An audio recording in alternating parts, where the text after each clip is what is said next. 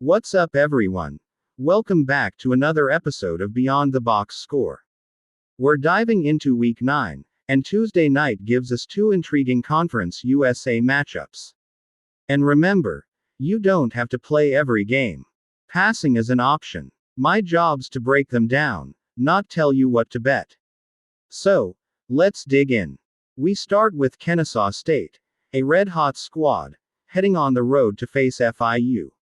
Fun fact: Pitbull, the artist, actually has some kind of affiliation with FIU.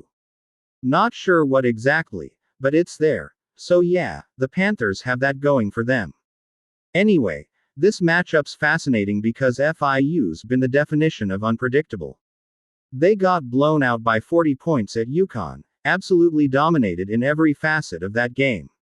Then, a week later, they turned around and crushed Western Kentucky 25-6 on the road. They controlled every aspect, ran the ball effectively, made Maverick McIver uncomfortable, and settled for a lot of field goals because they were constantly in scoring range. So we've seen both extremes from FIU, total collapse and total control. The question now: which FIU defense shows up? The one that gave up 50 to UConn, or the one that shut down Western Kentucky's high-powered offense and held them to 6 points? Kennesaw State, on the other hand, has been rolling regardless of who's under center. Over their last 3 games, they're averaging 29 points per game, a 47% success rate, and 6.4 yards per play. When Amari Odom took over at quarterback, this offense took off. Then he got banged up, and Dexter Williams, who started the season but had been injured, returned last week against Louisiana Tech and looked great. They won 35-7 in blowout fashion, and the offense didn't miss a beat.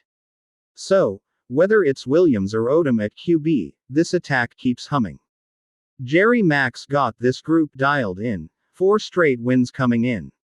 The only question: will the bye week throw off their rhythm? That's what makes this one tricky. It reminds me of what happened with Delaware last week.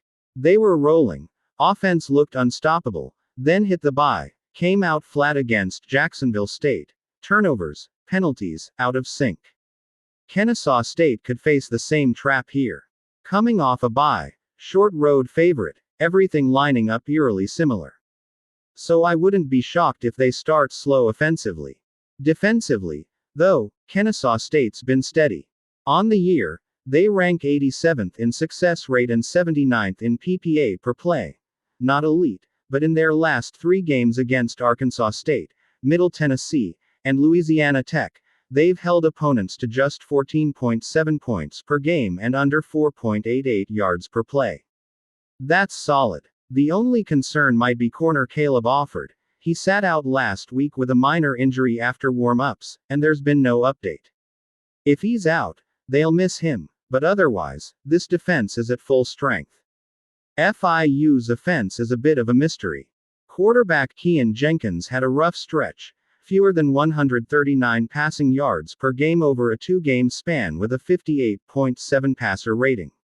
He even got benched during that UConn disaster. But last week against Western Kentucky, the offensive line held up, Jenkins stayed clean, and he looked much better, his most efficient outing in weeks. FIU's ground game carried the load, but they'll need that again to hang here. Jenkins has shown flashes, but it's hard to know which version we'll see. I've been high on Kennesaw State since the offseason, believed in Jerry Mack's vision from the start, and it's paying off. But now they're laying a full 3 points on the road, and that might be a stretch. FIU isn't terrible, and after the bye, Kennesaw's offense might come out sluggish. So, at this number, I lean FIU plus the points. I didn't personally bet it, but if you grabbed plus 3.5 earlier, that was the better number. If you're looking for a little angle, maybe consider FIU first half plus 1.5. Especially if Kennesaw starts slow out of rhythm. Now on to Western Kentucky versus Louisiana Tech. Both teams coming off embarrassing losses. Western Kentucky got smoked at home by FIU. The 25-6 final doesn't even show how lopsided it was. Meanwhile, Louisiana Tech was up 7-0 on Kennesaw before getting completely run over 35-7. Two teams trying to bounce back. Let's start with the strength-on-strength matchup. Western Kentucky's offense against Louisiana Tech's defense. LT's defensive improvement under Sonny Cumbie is wild. Remember, this team had one of the worst defenses in the country 2 years in a row, 127th, then 132nd. They brought in Jeremiah Johnson last season, and suddenly, the defense was elite. Everyone figured he was the savior. But he left for Coastal Carolina this year, and somehow, the defense looks even better. Credit where it's due, Cumbie's got this unit competing. That said, LA Tech's strength is stopping the run, not the pass. In their last 3 games, excluding UTEP, against New Mexico State, Southern Miss, and Kennesaw State, they allowed 321 passing yards per game, 8.3 yards per attempt, and a 44% success rate on dropbacks. That's rough, and Western Kentucky loves to throw with Maverick McIver. The problem?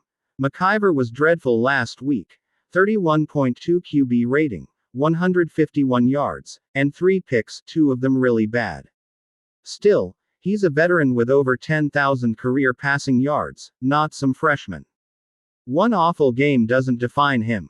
In fact, he looked solid in his prior 2 games against Missouri State and Delaware.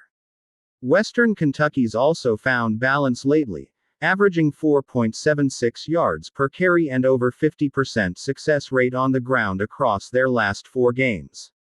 But LA Tech's front could take that away. Even worse for LT, they just lost their best defender, linebacker Kobe Fields, the preseason Conference USA Defensive Player of the Year, team captain, and leading tackler. He's done for the season. Before his injury, LT allowed just 13.6 points per game and under 5 yards per play. In their first game without him, 35 points and 6.3 yards per play allowed to Kennesaw State. That's a huge drop-off. Weather looks fine. Rain in the morning, clear by kickoff. I expect Western Kentucky's offense to bounce back.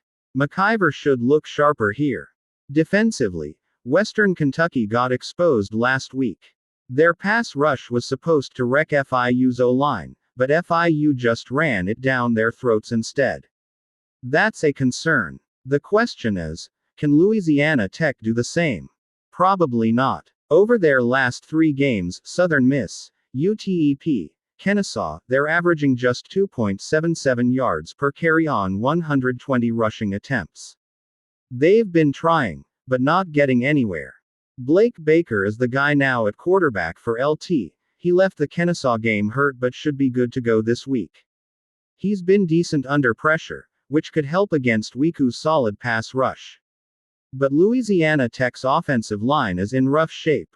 Right tackle Kenneth Bannister's out, and the starting right guard has missed 2 straight and might not return. So they could be missing the entire right side up front against a defense that thrives on creating pressure.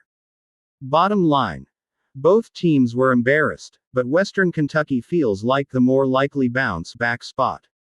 I'm taking WKU plus 3.5. That's it for today's breakdown.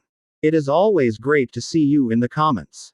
Don't forget to like and subscribe for daily updates. Bet smart, stay sharp, and I'll see you tomorrow.